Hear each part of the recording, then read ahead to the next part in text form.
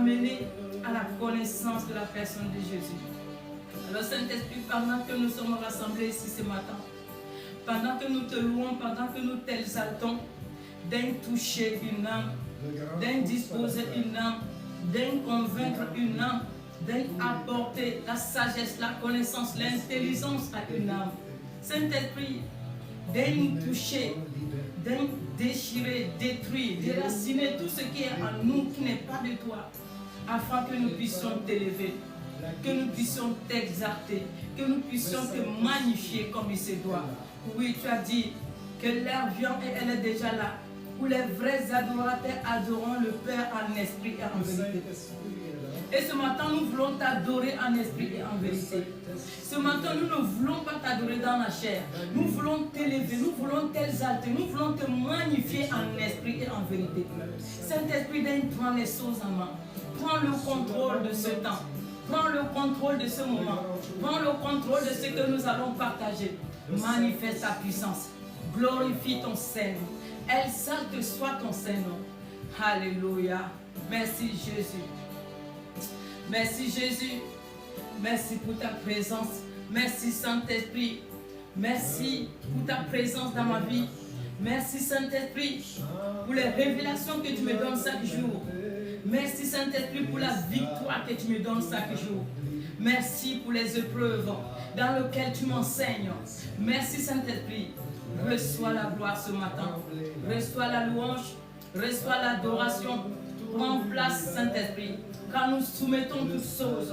Nous soumettons tout ce qui est dans ce lieu en ta présence. Nous les soumettons. Saint-Esprit, prends la place qui te revient dans ce lieu.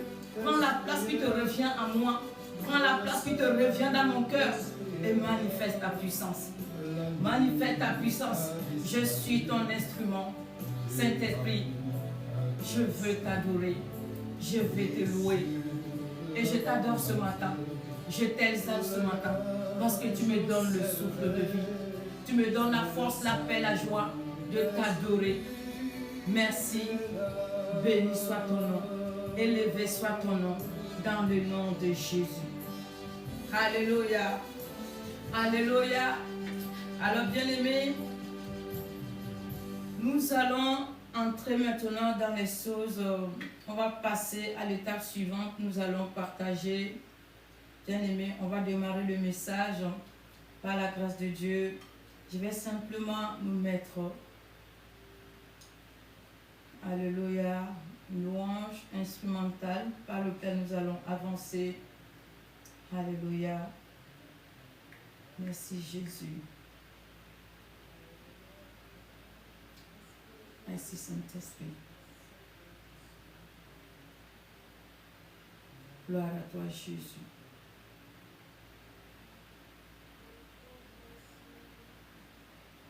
Ah là là, j'ai chaud, j'ai chaud.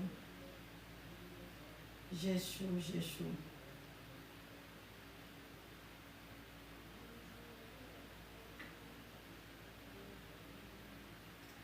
Alléluia. Bien-aimés, nous allons ensuite démarrer. J'ai chaud.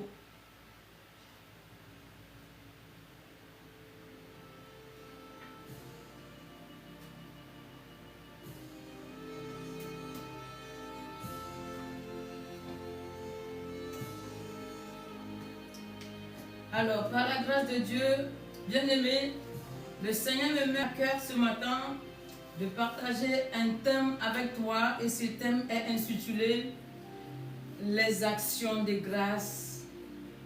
Les actions de grâce. Alléluia. Bien-aimé, beaucoup d'entre nous, nous savons prier. Excusez-moi, j'ai vraiment chaud. J'ai chaud, j'ai chaud, j'ai chaud, j'ai chaud. Excusez-moi. Vraiment, je vous présente mes excuses, j'ai chaud, je ne peux pas. Alléluia. Alors, donc, comme je l'ai dit tantôt, j'ai dit beaucoup d'entre nous, nous prions, bien-aimés. Nous prions, nous célébrons l'Éternel. Nous demandons beaucoup de choses. Mais on ne sait pas rendre grâce à Dieu. On ne sait pas rendre grâce à Dieu. Les actions de grâce dans la vie d'un croyant doit être quelque chose d'établi en fait d'or. Nous devons apprendre à rendre grâce à Dieu. Bien-aimé, c'est tellement important de rendre grâce à Dieu. Rendre grâce à Dieu va te permettre, bien-aimé, d'obtenir certaines grâces. Rendre grâce à Dieu, bien-aimé, ça va te permettre de rentrer dans certaines grâces. Ça va t'aider à recevoir, bien-aimé, certaines choses de la part de ton Dieu. En tant que croyant, nous devons chaque jour rendre grâce à Dieu. Quand tu te réveilles le matin, avant même de quitter ton lit, tu dois apprendre à dire d'abord merci à ton Créateur. Tu dois apprendre à dire merci à celui qui a veillé sur toi. Parce que bien aimé, laisse-moi te dire que te réveiller n'est pas un droit. Ce n'est pas un droit. Parce qu'il y a eu des personnes bien aimées à qui le sommeil a eu raison sur eux. Il y a eu des personnes qui se sont couchées au même moment que toi, mais le lendemain, ils ne se sont pas réveillés. Toi, tu as eu la grâce de te réveiller. Même si tu as été attaqué, même si dans ton sommeil, tu as vécu beaucoup de combats, beaucoup de tribulations, bien aimé, tu dois dire merci à Dieu parce qu'il n'a pas permis à l'ennemi de te vaincre parce que tu es réveillé. Et du fait que la grâce de Dieu t'a permis de te réveiller, tu as le pouvoir maintenant, par la parole que tu as reçue, d'annuler ce que l'ennemi a arrêté contre ta vie. Est-ce que je suis en train de parler à quelqu'un ici? Alléluia. Rendre grâce à Dieu. Alléluia. Les actions de grâce. Alléluia. Bien aimé, pour commencer ce message, je vais t'amener dans les livres de Luc. On va aller dans les livres de Luc.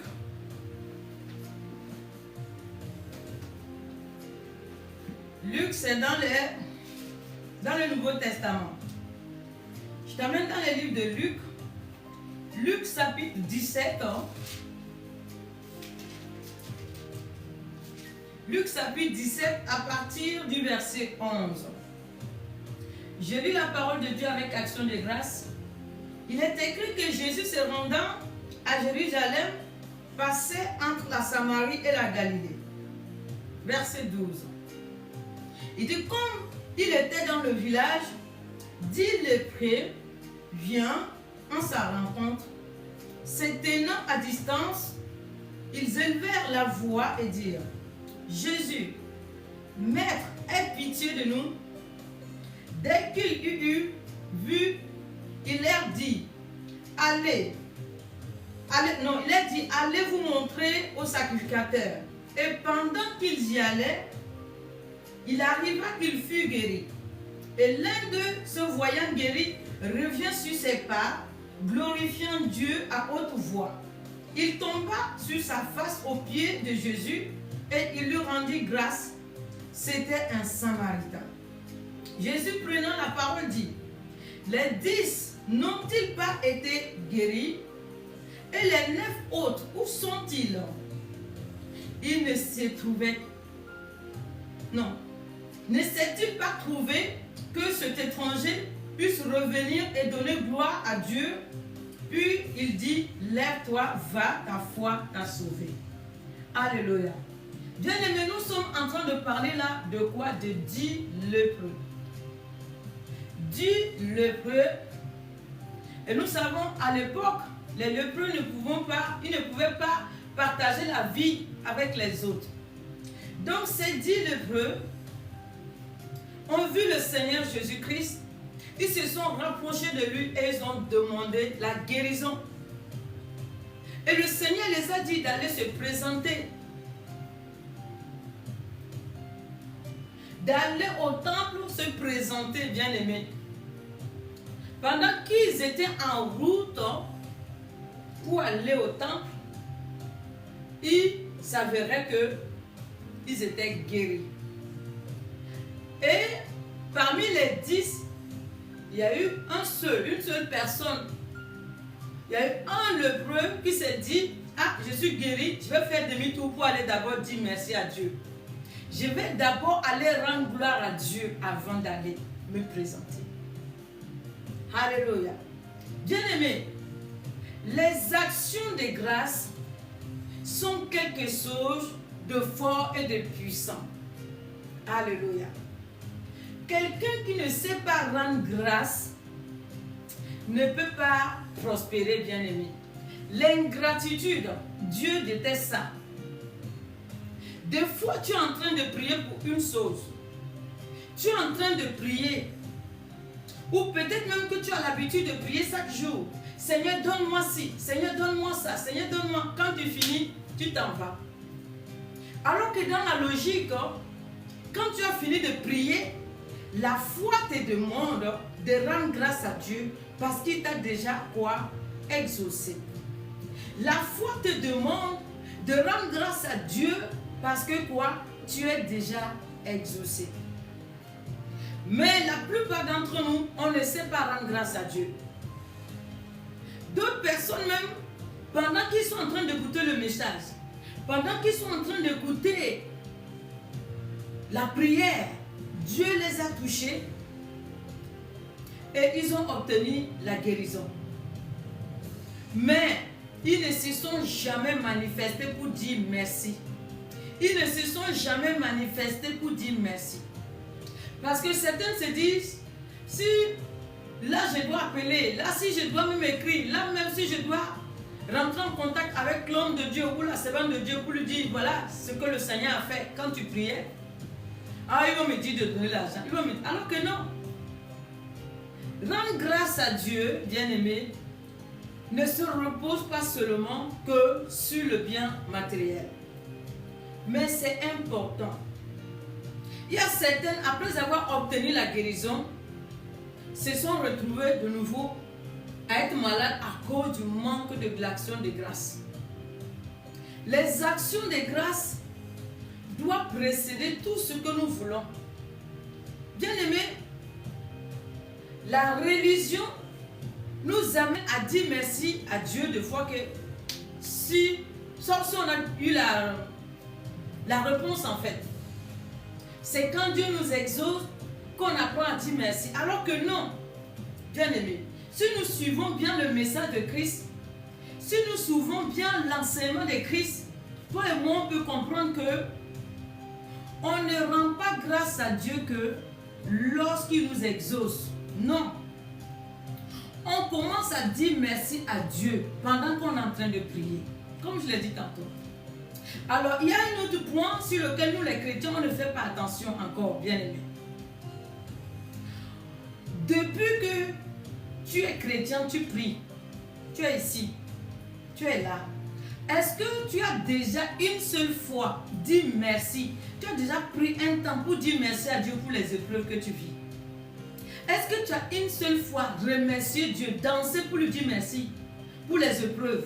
Quelqu'un va dire que je suis folle. Je ne suis pas folle. Est-ce que tu as une fois dansé devant cette situation-là, devant ces épreuves-là?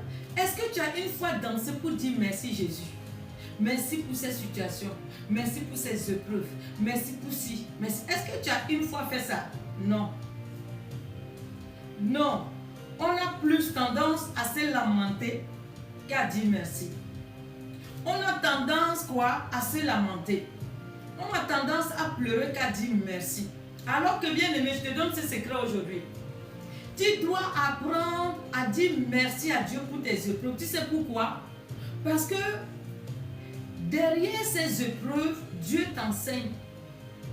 Satan crée toujours des voies et des chemins. Mais ce que Satan crée, c'est là aussi que Dieu passe pour nous enseigner les choses cachées. Satan a peut-être créé des problèmes et des problèmes devant toi. Tes problèmes là, quand les gens même regardent, tous te disent que ça là, on ne sait pas comment tu vas t'en sortir. D'autres te disent qu'ils te font un miracle. Bien aimé. Mais effectivement, il faut un miracle. Parce que quoi? Tu as un Dieu de miracle. L'Éternel va passer par X ou Y pour régulariser ta situation, pour apporter la solution à tes défis. Prenons l'exemple de l'histoire de Moïse. Bien aimé, Moïse ne devait pas vivre parce que Pharaon avait décidé que tous les enfants mâles devaient périr. Il avait décidé de détruire, tuer tous les enfants mâles. Mais regardez comment la famille de Moïse va réagir. Ils auraient pu passer le temps à murmurer, à pleurer, mais ils n'ont pas fait ça. Ils ont commencé quoi? À rendre grâce à Dieu parce qu'ils savent qu'il y a une solution. Jochebed a dit que lui, son fils va vivre. Et à partir de ce moment, Dieu va lui donner quoi? Une pensée qui est de fabriquer un panier, de mettre l'enfant. Et c'est Dieu lui-même qui a pris l'enfant dans l'eau. N'oublions pas que l'eau, c'est l'Esprit de Dieu. Au commencement, il a tout créé, mais personne n'a entendu que Dieu a créé l'eau. Dieu a pris soin de cet enfant-là, dans le panier, dans l'eau. Il l'a amené où? Il l'a amené jusque dans la maison de Pharaon. Et la princesse, la fille de Pharaon va se retrouver à récupérer cet enfant. Et il va se retrouver encore à déclarer une parole sur la vie de Moïse. C'est-à-dire que c'est Dieu qui parlait. Il a dit quoi? Que lui, il a tiré cet enfant dans les eaux. Donc, il va s'appeler, il va donner le nom de Moïse. Et parce que quand elle regarde ce bébé, elle sent que elle va accomplir des grandes choses. Il va accomplir des grandes choses. Et c'était vrai. Est-ce que vous imaginez cette histoire? En réalité, Pharaon déteste la famille de Moïse. Il les déteste. Mais pourtant, Pharaon va accueillir, c'est-à-dire ce dont il avait peur. Il va l'accueillir sur lui-même. Il va payer encore la mère de Moïse. Il va payer sa maman encore pour allaiter son propre enfant. Que lui, Pharaon va éduquer. Que lui, Pharaon va instruire. Pour que demain, l'enfant vienne le renverser. Ça, c'est Dieu qui fait ça. Bien aimé, si tu apprends à rendre grâce à Dieu, tu vas vivre des choses surnaturelles.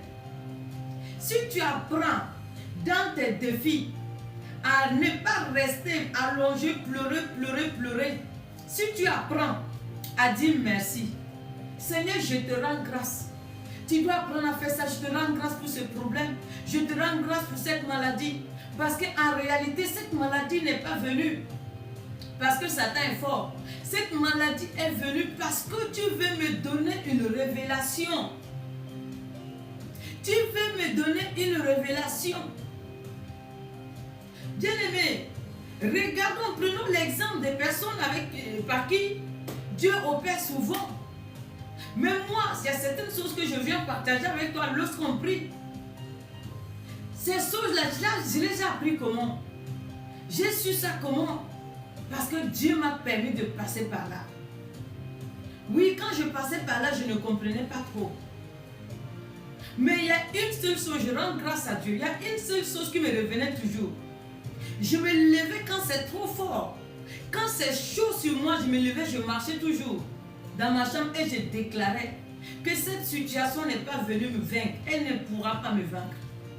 Je déclarais toujours et je disais à Satan, je dis peu importe ce que tu as montré, moi je bénis le Seigneur parce que ce qui était caché sera dévoilé par cette situation. Je dis en réalité, tu penses que tu es venu me combattre, mais en fait non.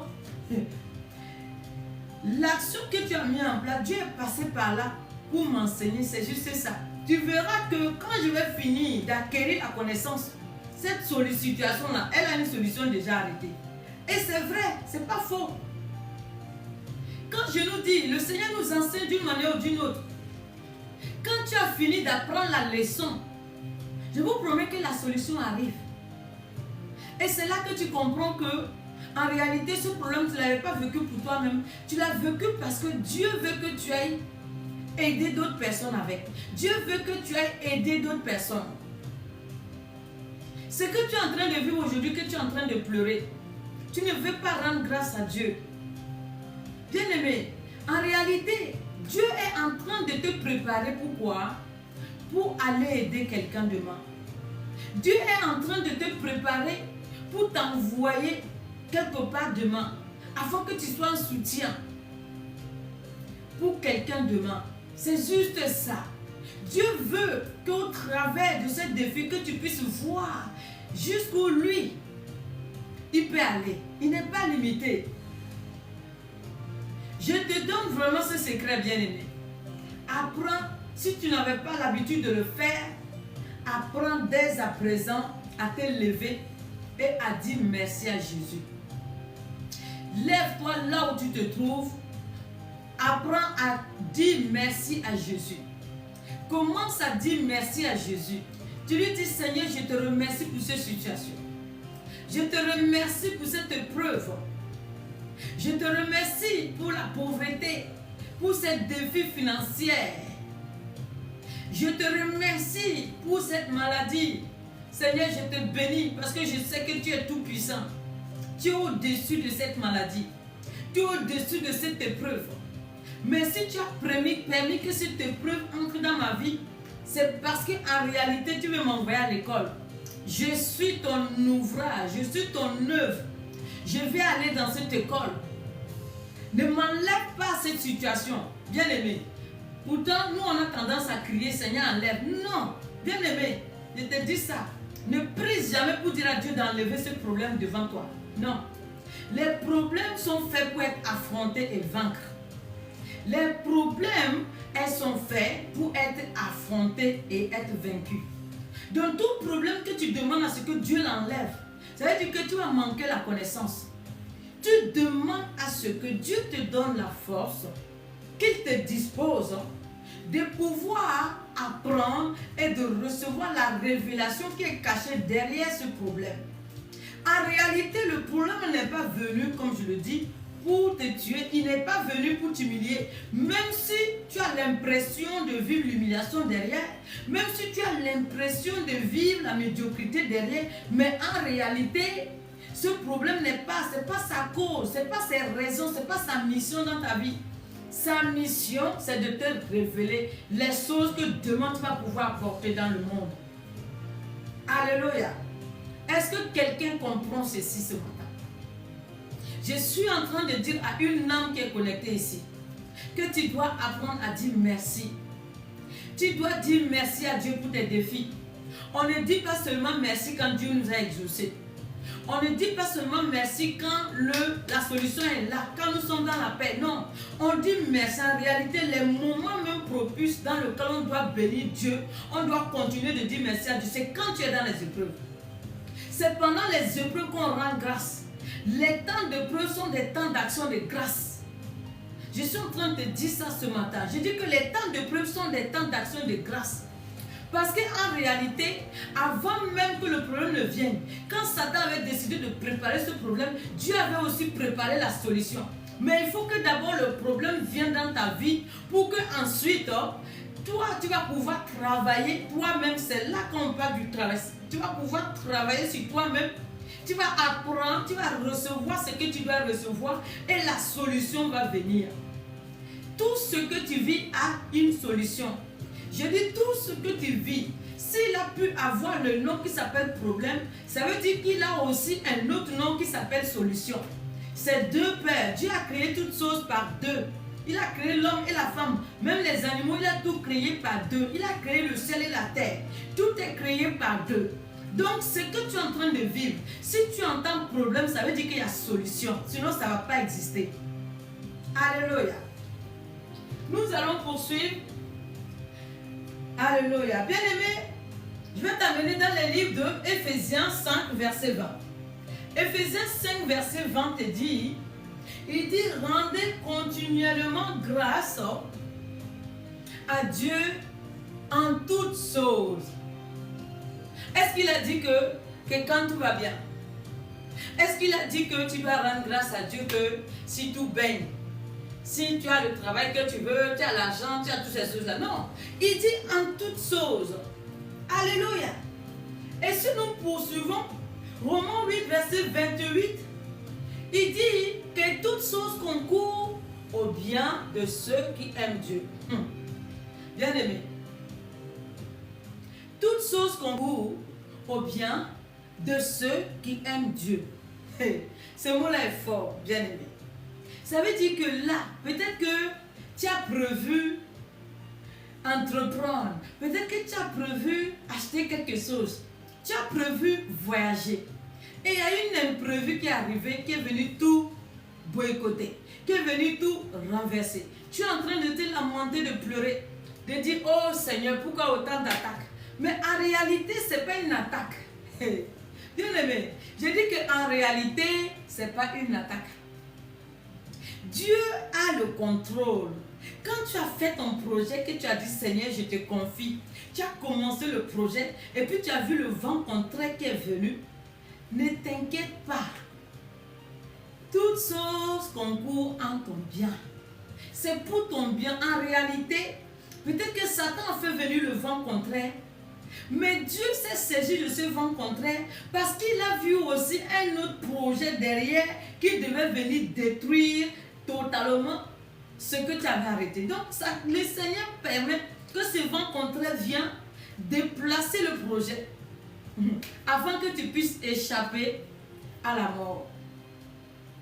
Alléluia. Bien-aimé, tu as décidé par exemple de voyager. On a reçu des témoignages comme ça. Tu as décidé de voyager. À ta grande surprise, pourtant tu connaissais le jour, tu connaissais l'heure. À ta grande surprise, tu arrives à l'aéroport, on te dit, mais on a envoyé les messages pour dire que le vol, on a décalé l'heure par exemple. Mais sauf que toi, tu n'as pas reçu le message. Te voilà à l'aéroport avec tes bagages, commencer à crier, à pleurer, parce que quoi, tu viens de perdre un billet, tu pleures jusqu'à inconsolable.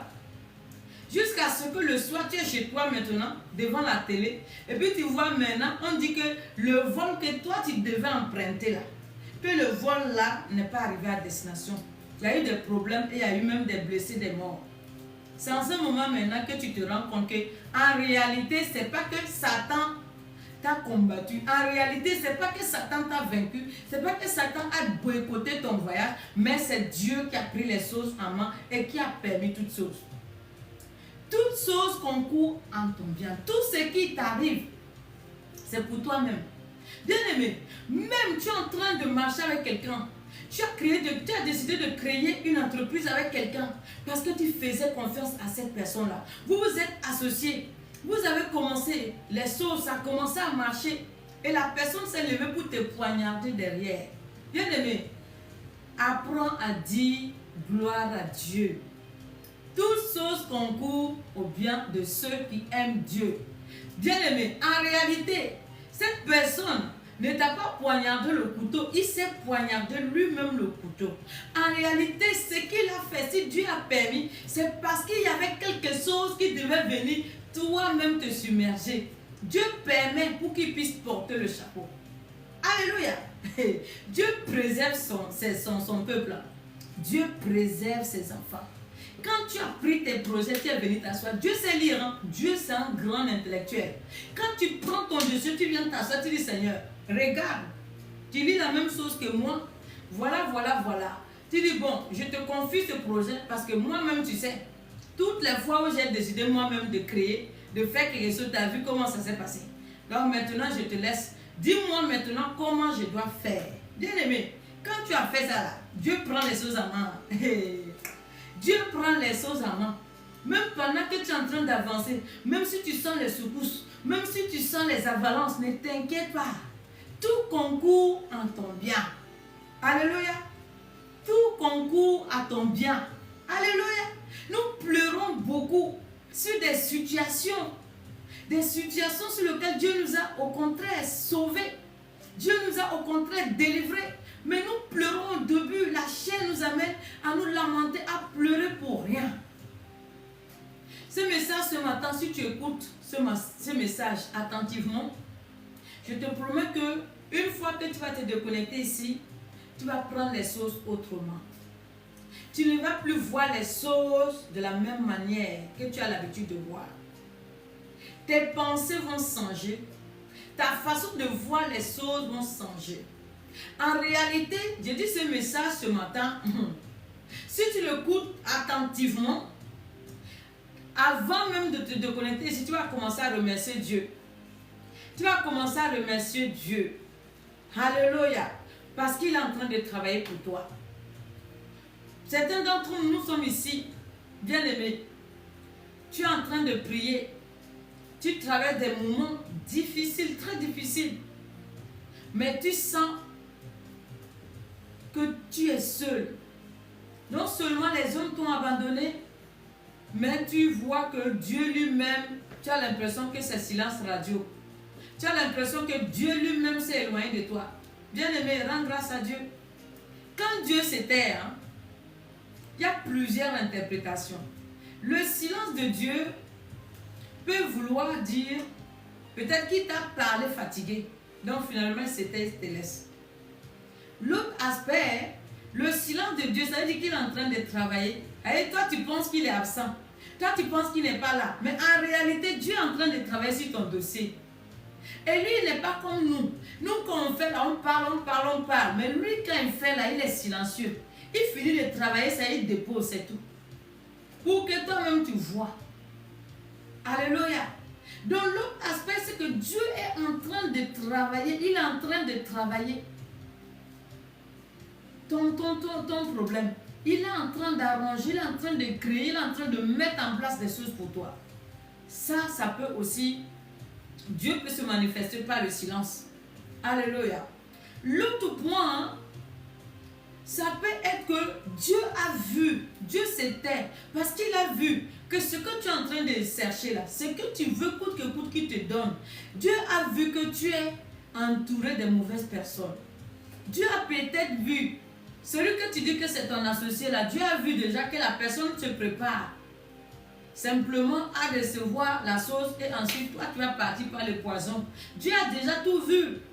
Donc qu'est-ce qu'il fait? Il tourne, il te laisse silence radio, il te laisse dans le silence radio. Le silence radio va créer quoi? Ça va créer certaines situations, ça va créer certaines anomalies qui vont amener cette personne à s'éloigner de toi. Le silence là va aussi amener certaines personnes de même à te quitter, à t'abandonner. Est-ce que tu comprends? Et c'est à partir de là maintenant, quand Dieu va voir que tous les ennemis, tous ceux qui pouvaient te nuire, sont maintenant loin de toi, il va t'apporter la sauce. Et c'est comme ça maintenant, des gens vont dire, hey, si j'avais su, j'allais rester. Si j'avais su. Mais en fait, c'est trop tard. Est-ce qu'on se comprend ce matin? Donc, dis merci à Dieu. Quand il dit que tout concourt au bien de ceux qui aiment Dieu, c'est vrai. Bien aimé, c'est tellement vrai. Et ça, moi, je peux te le confirmer. Parce qu'il a fait pour moi. C'est tellement vrai. C'est tellement vrai. Tout concourt à ton bien. Même quand tu penses que c'est le malheur, en réalité, ce n'est pas le malheur, c'est le bonheur. C'est le bonheur, bien aimé. Même quand tu penses que ce qui est en train de se passer là, ça va tout mélanger, ça va tout renverser. Au contraire, ça veut dire simplement que Dieu est en train de quoi? De démolir tout ce qui est mauvais. Et il est en train quoi? De rebâtir quelque chose de nouveau pour toi. Mais toi, quand tu vois que les murailles sont en train de tomber, tu vois qu'on est en train de tout abattre, tu vois la poussière, tu vois tout ce qui est en train d'être détruit, tu pleures. Bien aimé, ne pleure plus. Ça, je te donne ne pleure plus. Dieu est en train de créer le nouveau, le renouveau pour toi. Quelque chose qui va t'amener à dire ouais. C'est-à-dire, hier tu voulais pleurer ou tu pleurais de tristesse. Mais là, cette fois-ci, c'est quelque chose qui va t'amener à pleurer de joie. Tu pleures de joie. Les gens te regardent, ils commencent à dire qu'est-ce qui t'arrive. En réalité, c'est la joie. La joie, là, elle a débordé. Tu ne peux plus rire. Finalement, tu pleures. On dit pourquoi tu pleures. Tu ne peux pas expliquer. C'est trop fort. Ça, c'est Jésus qui fait ça. Oh. C'est Jésus qui fait ça, bien-aimé. C'est Jésus qui fait ça. Alléluia. Nous allons encore poursuivre, bien-aimé. Ésaïe 40, verset 31 te dit,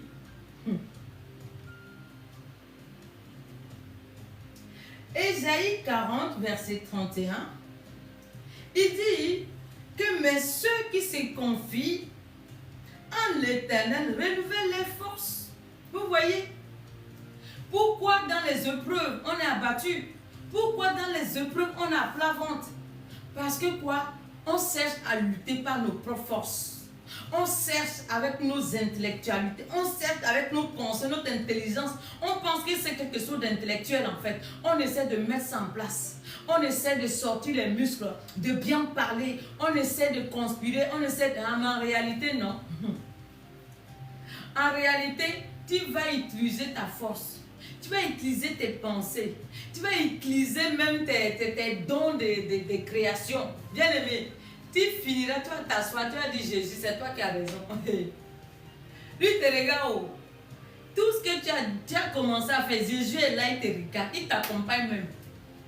C'est pour cela que tu vas voir certaines personnes hein, qui se lèvent, tu veux faire un voyage.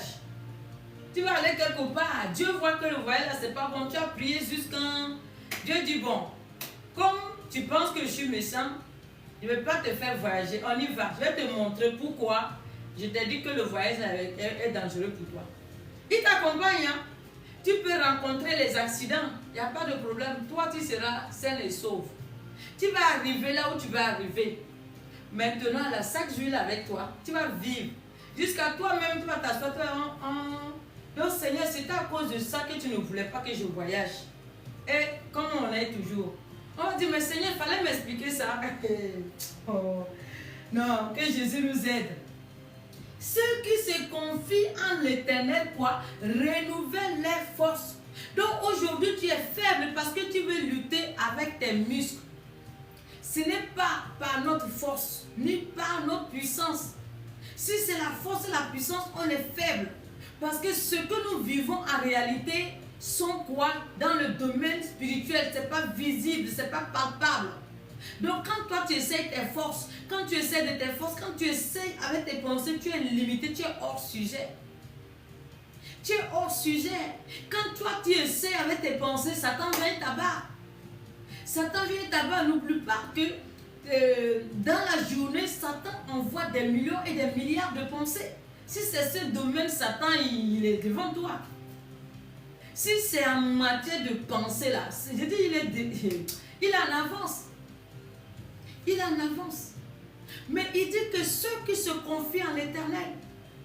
Donc ce matin, je t'interpelle, bien-aimé. Reviens. Reviens, relax. Relax. Tu ne peux pas gérer. Ce n'est pas les muscles. Ce n'est pas l'intelligence humaine. C'est l'intelligence spirituelle. C'est l'intelligence de Dieu. Et c'est l'Esprit de Dieu qui doit travailler dans le domaine là. Ce fardeau-là, tu ne peux pas la porter physiquement, sinon elle va t'amener à la mort. Ce fardeau, on la porte spirituellement. Tu sais, tout fardeau que tu portes spirituellement n'a pas de poids. Tout fardeau que tu essaies de porter spirituellement, ça n'a pas de poids. C'est dans la chair que quand tu soulèves, tu ne peux pas, parce que c'est trop lourd. Mais si tu apprends, bien aimé, je dis si tu apprends à porter la chose spirituellement, elle est faible. C'est pour cela que tu vas voir même ceux qui sont beaucoup dans les judo, ceux qui sont beaucoup dans ces domaines-là, les trucs, vous savez, les sports où on soulève les trucs là. La plupart, vous allez voir, c'est des personnes qui ont beaucoup travaillé quoi? L'esprit. Ces choses-là, ils ne les portent pas, bien aimés, avec la force. Non, c'est l'esprit qui porte. C'est l'esprit qui porte. Et toi, tu dois ce matin revenir et dire, Seigneur, Matthieu 11, 28, il a dit, venez à moi, vous tous qui êtes fatigués, chargés, accablés. Bien-aimé, tu es chargé, tu es accablé, tu as lutté de toutes tes forces. Ce matin, Dieu dit, Seigneur, j'ai essayé, j'ai calculé, j'ai fait Pythagore, fatigué, je me suis attaché sur Thalès, fatigué, j'ai pris là, je prends là, Seigneur, j'ai essayé tout ce que je pouvais faire, rien. J'ai cru que de mes forces je pouvais. J'ai cru que par moi-même mes pensées j'allais pouvoir. Mais Seigneur, je reconnais que tu es Dieu. Quand tu dis que tu as la maîtrise de tout là, c'est vrai. Et je suis revenu. Seigneur, montre-moi comment on fait. Bien aimé, le Seigneur parle. Je me rappelle bien, dans certains domaines de ma vie, j'étais en train de prier pour certains changements. Je faisais comme toi. Je me levais, je faisais les choses pour moi, c'était la force. Il fallait vraiment. Jésus était là, il me regardait. Jusqu'au jour où je suis venue m'asseoir, ce jour-là, je n'ai pas prié beaucoup. Hein. J'ai commencé à dire, Seigneur, montre-moi comment on fait. Dans ce domaine-là, montre-moi comment je dois prier, comment je dois faire. Et dès que j'ai dit ça, bien aimé, le Seigneur m'amène quoi? D'abord dans un verset. Il m'amène, il me connaît d'abord à une parole.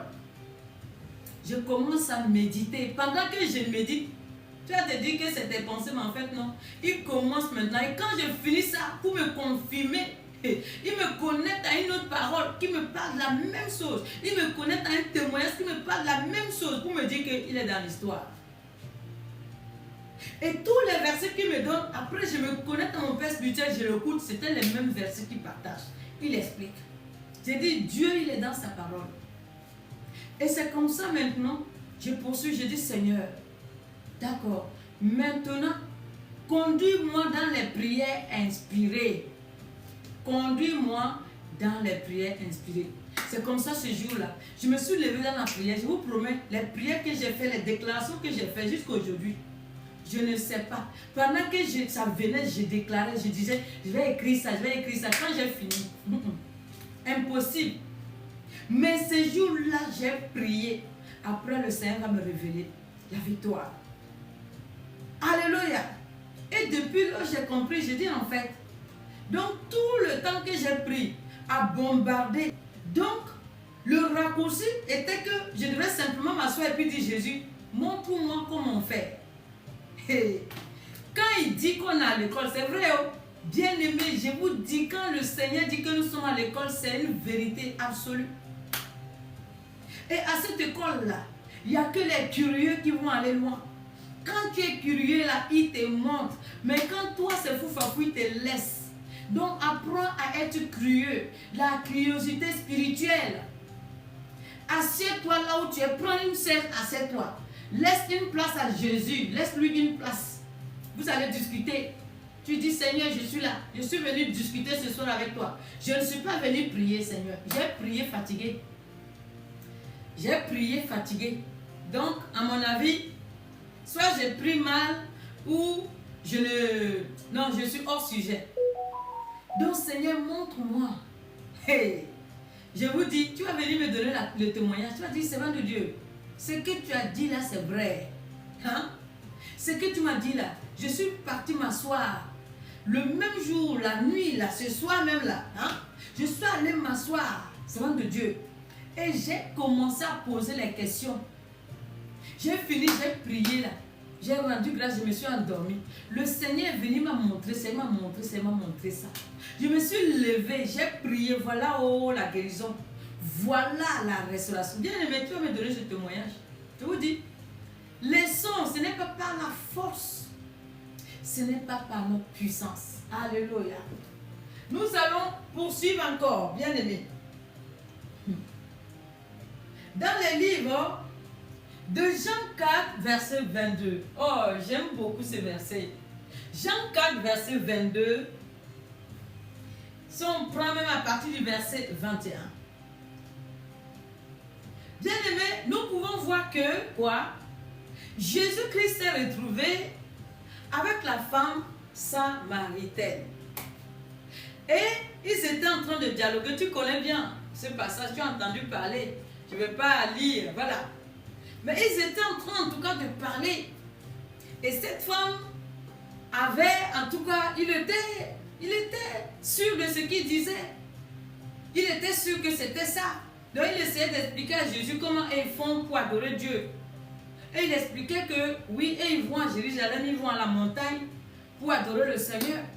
Et le Seigneur va dire à cette femme, il dit que vous adorez ce que vous ne connaissez pas. Hey, j'aime beaucoup ce verset. Il dit, mais nous on adore ce qu'on connaît. Et je te dis, femme, maintenant même que je suis en train de te parler là, lève, viens et elle est là. Tu n'iras plus à la montagne pour adorer Dieu, ni à Jérusalem. Maintenant là, tu vas adorer Dieu en esprit et en vérité. Parce que celui qui met cette création en place là, il est là, c'est moi. La femme s'arrête, il écoute, il ne comprend pas.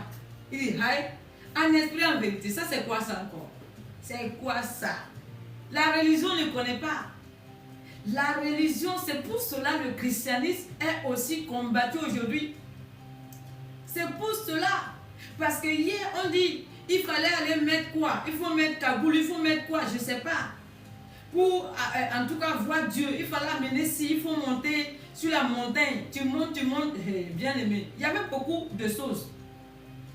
Mais aujourd'hui, Jésus vient, il dit que on laisse tout ça.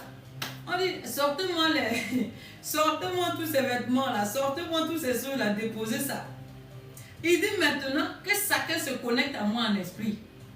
Hey, voilà le problème qui est là. Toi, tu as appris, on t'a dit que tu dois prendre le truc, citer. On t'a dit que tu dois allumer le bougie. On t'a dit que tu dois entrer dans un endroit là. Tu dois fermer les yeux, imaginer comment Dieu est. Bien aimé. Et aujourd'hui, quelqu'un vient te dire les choses faciles. L'homme ne peut pas recevoir. La religion ne peut pas recevoir. D'où maintenant on commence à dire quoi? Non, ces gens-là, ils doivent être forts, c'est monté, c'est descendu. Pourquoi? Parce qu'on est en train de les amener dans quelque chose qu'ils ne connaissent pas. Et quand je parle de ça, je parle toujours de l'apôtre Paul. L'apôtre Paul était un grand intellectuel de son époque. Ce n'était pas quelqu'un comme moi-même là. Donc ça veut dire que l'apôtre Paul, même à son époque, si on parle de, lui peut-être c'était un bac plus 20. Hein? C'était un bac plus 20. Lui-même, quand il s'arrêtait pour taper ici, pour parler, lui-même il avait dépassé Pythagore, tout ça. Hein? Même le français, quand il prenait, peut-être à son époque, il avait fini. Il ne parle pas le français comme pour moi là. Oui, mais l'apôtre Paul était dans quoi? Dans la religion, bien aimé. Il connaissait la doctrine de la religion. Il connaissait la loi. La loi était rattachée quoi? Aux éléments, aux ustensiles.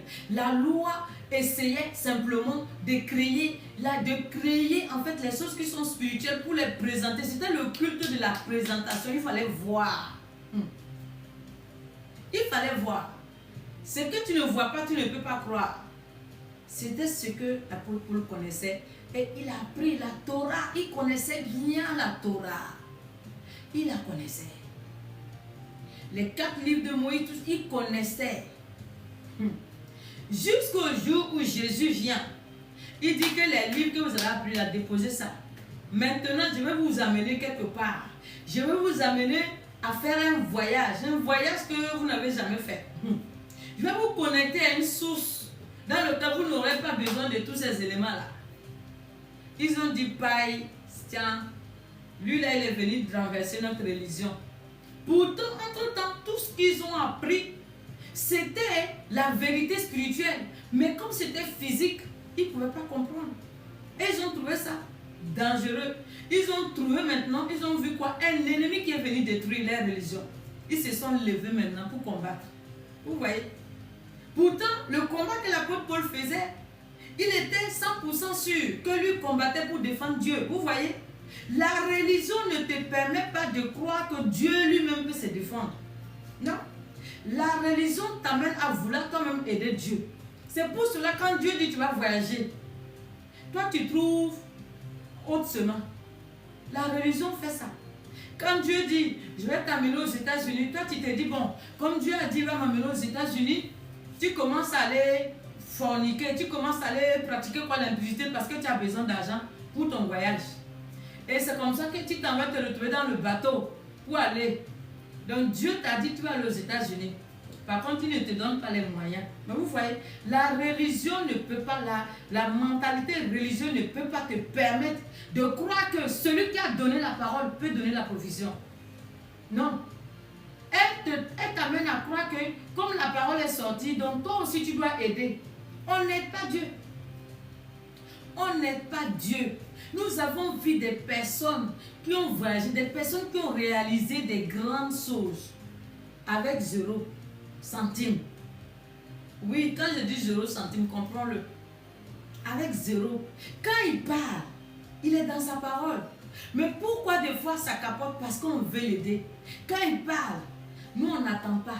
Quand il te donne la révélation, il dit demain, oh Dieu commence à te montrer que tu vas aller là-bas, tu vas aller annoncer sa parole, les morts vont ressusciter, les gens vont monter, vont descendre. Bien aimé, tu n'attends pas. Dès que tu as entendu le lendemain, tu es là-bas, la mort arrive. Tu dis, mais n'est-ce pas, c'est Dieu qui m'a dit ça, mais en fait, Dieu t'a dit ça. Il t'a déjà donné d'abord ce qu'il veut faire avec toi. Maintenant, il veut te préparer, il s'agit de ça. Il veut te préparer pour que tu sois prêt à aller accomplir la mission. Mais nous, on ne comprend pas. Nous, quand on entend, on s'élève. On est parti. C'est comme ça, quand tu pars aussi, Satan a déjà dressé les sauges pour t'accabler. Bien-aimés, travaillons avec Dieu. Ne cherchons pas à aider Dieu. On n'aide pas Dieu. On n'aide pas Dieu. Alléluia. Alléluia. Bien-aimés, donc le Seigneur dit à cette femme, vous adorez ce que vous ne connaissez pas. J'ai déjà parlé de ça à plusieurs reprises. Et ce matin, je vais encore te le dire. Nous devons adorer le Seigneur. Mais pour l'adorer, il faut qu'on sert d'abord à connaître qui il est. Sans que toi et moi, on ne connaisse pas la personne de Jésus, on ne pourra jamais l'adorer. Et on ne pourra jamais être ce qu'on dit là, que celui qui est en Christ est une nouvelle création. On ne pourra jamais être. Parce que être une nouvelle création, comme je le dis, que tu es en Christ, tu es une nouvelle création, je vous dis toujours, je dis que ce message-là, elle est profonde. On n'est pas en train de dire parce que tu pries à l'église. On n'a pas dit parce que tu chantes à la chorale, que tu joues bien le guitare, que tu fais quoi. C'est pas ça. Celui qui est en Christ, c'est profond. Tu ne peux pas dire que tu es dans quelque chose que tu ne connais pas. C'est que c'est religion. Quand tu es en Christ, ça veut dire que les intérêts de Christ deviennent quoi? Tes intérêts. Là, quand tu dis que tu es en Christ, ce qui appartient à Jésus, ça veut dire toi-même aussi, tu vois que ça t'appartient, donc tu luttes pour protéger. Quand tu dis que tu es en Christ et que ton frère dit qu'il est en Christ, tu verras que toi, tu ne serais pas le genre à vouloir le combattre, tu seras le genre à vouloir le protéger si ça ne va pas. Parce que tu sais que c'est l'héritage de ton père. Mais quand tu es dans la religion, tu verras que tu n'auras pas... J'ai déjà parlé de ça la dernière fois. Je dis, quand tu es dans la religion, là, le succès de ton frère, là, tu vois que c'est ton échec. Et ça suscite quoi? La jalousie qui te dit non, lui là, tu dois le finir. Elle là, tu dois la finir parce qu'elle est venue prendre ta place. Elle là, non, non, non, non. Quand tu es religieux, tu ne connais pas Jésus. Je dis quand tu ne connais pas Jésus. Et que tu, religieusement, tu dis tu es en Christ. Regarde, hein? Tu as créé l'église. Si tu vois une autre église de Jésus, où s'il y a plus de monde que chez toi, tu es capable de combattre. Oui, on voit ça. Tu combats. Est-ce que vous voyez la profondeur de ce que je vous dis? Alors qu'en réalité, si tu connaissais la personne de Jésus, si tu étais réellement en Christ, au contraire, si tu vois une autre église, au contraire, même toi-même tu peux... Est-ce qu'on est en train de se comprendre ce matin? Regarde, ton père, par exemple, a beaucoup d'argent, il a beaucoup de biens, il a beaucoup d'entreprises. C'est ton père. Maintenant, ton père a embauché des salariés pour s'occuper de ces entreprises. Et ces salariés, en tout cas, c'est des gens bien, c'est des gens index, c'est des gens fidèles. Depuis en tout cas qu'ils travaillent pour ton père, l'entreprise de ton père prospère. Et ton père les aime à cause de ça. Est-ce que ces personnes qui sont loyales avec ton père, toi tu ne vas pas les aimer? Tu vas l'aimer. Tu l'aimes pourquoi? Parce que tu sais que ton père l'aime et tu sais qu'il procure quoi la paix à ton père et tu sais qu'il gère bien l'entreprise de ton père. Tu ne peux pas chercher à les détruire parce que tu sais que si tu les détruis là, tu as détruit quoi? Ton héritage aussi, tu as détruit ton entreprise.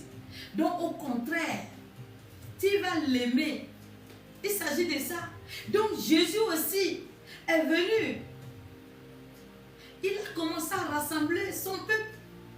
Il a commencé à nous rassembler. Et il a choisi des personnes qu'il a établies. Maintenant, quand toi tu es établi et que tu ne le connais pas, c'est là où maintenant on se trompe du combat. On t'a donné le pouvoir, la puissance pour combattre qui? Les démons. Toi, tu vas prendre ça pour combattre qui? L'homme. Est-ce que vous voyez? Parce que tu ne connais pas ce que tu adores. Tu ne connais pas. Je dis, si tu connais ce que tu adores, si tu connais, si toi et moi, on connaissait réellement ce qu'on adore, je dis, il y a certaines choses, on ne va même pas le faire. Même si on nous donne des millions, on ne va pas le faire. On ne va pas le faire. Pourtant, aujourd'hui, on est beaucoup. Nous, aujourd'hui, c'est nous-mêmes qui aidons Satan. On l'aide. C'est nous, on aide Satan dans sa mission. Dans ses recrutements, c'est nous, on aide Satan. Mais on est toujours là. Quand tu prends, on dit, non, celui qui est en Christ, ce que tu dis là, ce n'est pas biblique. Celui qui est en Christ, c'est une nouvelle création. Moi, quand tu me dis ça, je dis, il faut venir t'asseoir, on va parler. Sérieusement. Tu es sûr, tu es une nouvelle création. Ah, on travaille pour rentrer dedans. On travaille, même moi-même, on travaille pour être réellement en Christ. Sinon, là, ce n'est pas le fait de déclarer. Hein. Ce n'est pas le fait de déclarer. Jésus dit à la femme, vous adorez ce que vous ne connaissez pas. Et nous, on adore ce qu'on connaît. Donc, ce que nous, on connaît là, on n'a pas besoin d'aller quelque part. On a juste besoin de se connecter. Ah. Donc, aujourd'hui, toi et moi aussi, le règne que Christ est venu nous apporter, c'est dans le domaine spirituel. Le règne que Christ est venu t'apporter à toi et à moi, c'est dans le domaine quoi? Spirituel. Donc réellement, là où nous devons dominer, régner, c'est dans le règne spirituel.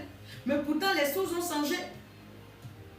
Comme je le dis, et je le dis vraiment avec beaucoup d'humilité, c'est pour attirer l'attention d'une personne. Ce n'est pas pour juger, ce n'est pas pour mal parler, pour indexer, non. Aujourd'hui, on se retrouve dans les assemblées. Au lieu d'aller adorer Dieu, on se retrouve à aller se combattre. Le combat déjà pour faire partie du protocole, c'est un autre combat. On se fait des coups bas. Quand tu vois que c'est un tel qui sera peut-être établi pour faire tel poste, tu prends le devant, tu commences à aller raconter, à salir la personne. Mais tu dis tu es en Christ. Réfléchis. C'est pas pour t'indexer, tu n'es pas encore en Christ. Tu vas faire juste quand on va renvoyer le frère, on va renvoyer la sœur, tu prends la place. Et même si, je dis, on adore ce qu'on ne connaît pas. Je dis, si tu veux que ta voix là, quand tu dis, ah, c'est pas comme pour moi là. Quand tu dis, ah, les murs là, ça trempe, ça vibre comme ça, tout vibre. Je dis, tu peux faire tout ça. Jésus te regarde, il passe. Il te regarde, il passe. Il dit quoi? C'est son église. C'est lui qui a choisi toute personne que tu vois, tout poste que ces personnes occupent là. Chacun a son poste. Hein? Ne pense pas que lui n'a pas le droit d'être là. Tu vois quelqu'un qui est en train de chanter, tu dis, lui, sa voix là, c'est comme une casserole. Mais Jésus l'a mis là, il faut le laisser. Un jour aussi, il doit sortir de là, on va l'enlever. Jésus lui-même va s'en occuper. Vous voyez, quand je dis qu'on veut faire les choses dans la chair, dans la chair, on est amené à faire toutes ces choses-là. On est amené à faire tout ça. Quand on adore ce qu'on ne connaît pas,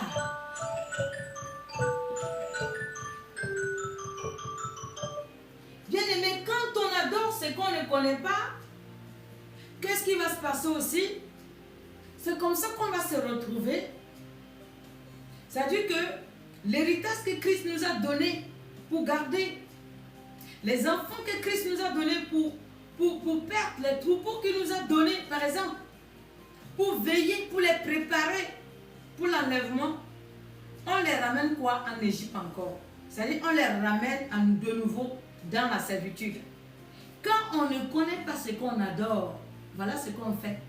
On prend les fidèles de Christ, on prend les enfants de Dieu, on les réduit encore dans la servitude. On ne voit pas l'héritage du patron. On voit des esclaves qu'on peut encore les amener travailler dans les champs. Parce que quoi? On n'a pas peur parce qu'on adore ce qu'on ne connaît pas. Mais en réalité, si tu connaissais ce que tu adorais, tu sais que ce qu'on t'a confié, moi j'ai mis mon enfant au monde. Tu es la nounou. Je suis venu te confier mon enfant. Je te paye. Tu prends mon enfant. Tu commences à tourner en rond. Tu prends mon enfant, tu commences à le mettre dans le feu. Tu commences... Hey, c'est qu'on va régler ça. Est-ce que vous voyez? Et c'est ce que nous sommes avec Christ. C'est ce que nous sommes. Donc quand Jésus vient te confier ces enfants-là, hey, tu es la nourrice, il faut prendre soin. Si tu connais bien,